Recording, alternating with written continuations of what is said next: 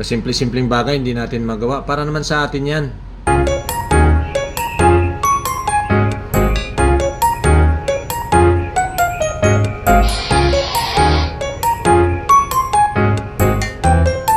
Oh, hello guys. Good morning. So, normal routine every morning. Ano meron? Eto, warm water. So, pinapractice ko warm water siguro mga 7 years ng ganito, ano. Yung mga importante at saka basic routine sa umaga dapat natin gawin, no? Yung warm water, tapos mag-stretching.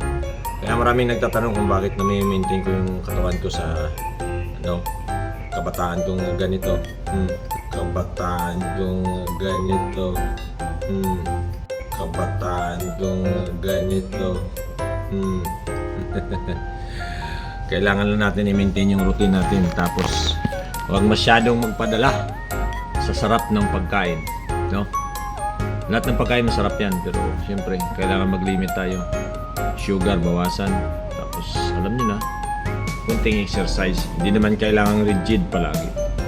So, normally, pag umaga, pagtapos ko ng uminom ng warm water at medyo nakabuelo-buelo na, so, warm up.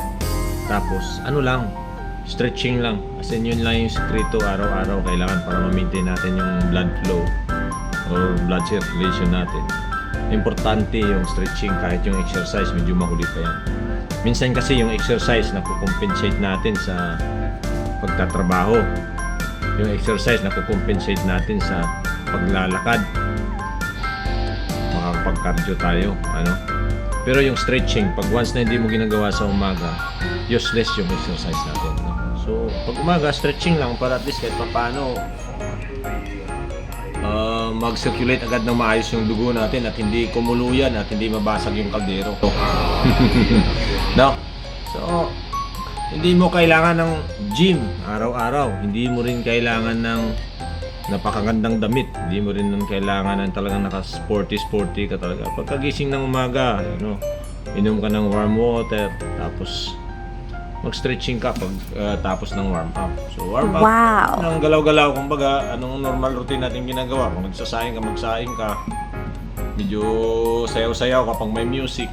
Tapos stretching. Sa stretching naman, hindi mo kailangan ng daming design.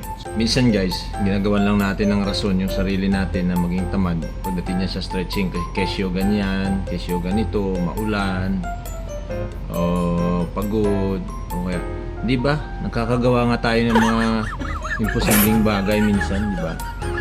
Kahit saan-saan dyan sa loob ng bahay nyo. Tapos stretching din natin magawa, di ba? Oh, pagkawa ko, no? Di ba?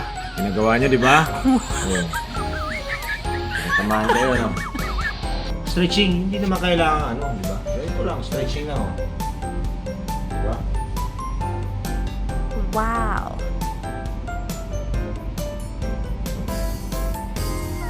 Wow!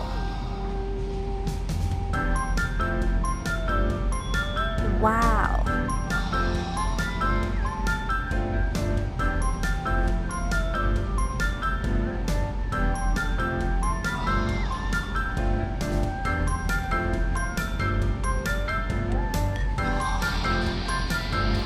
Oh, di ba? Simple-simple. Stretching na yan eh. Dito, hinihila ko lang. May nahawakan ako dito. Hinihila ko lang.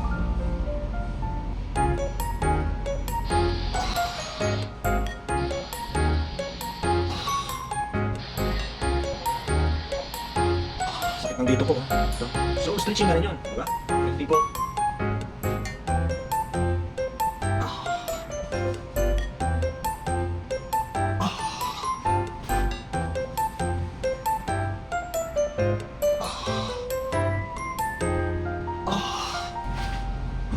di ba? Sarap ng pakiramdam. Namumula agad eh, di ba? Yung dugo. Mula agad eh, di ba? Yung dugo. Tapos, sarap na yung pakiramdam mo. Squat naman, squat. Hold. So marami pa yan guys. Ang sinasabi ko lang, yung stretching dapat din natin makakalimutan every morning. So, ganyan lang mag-maintain ng mga figure natin na tinatawag. Diba? Ayos! Isa pa pala na dapat tandaan natin para maging slim o kaya payat.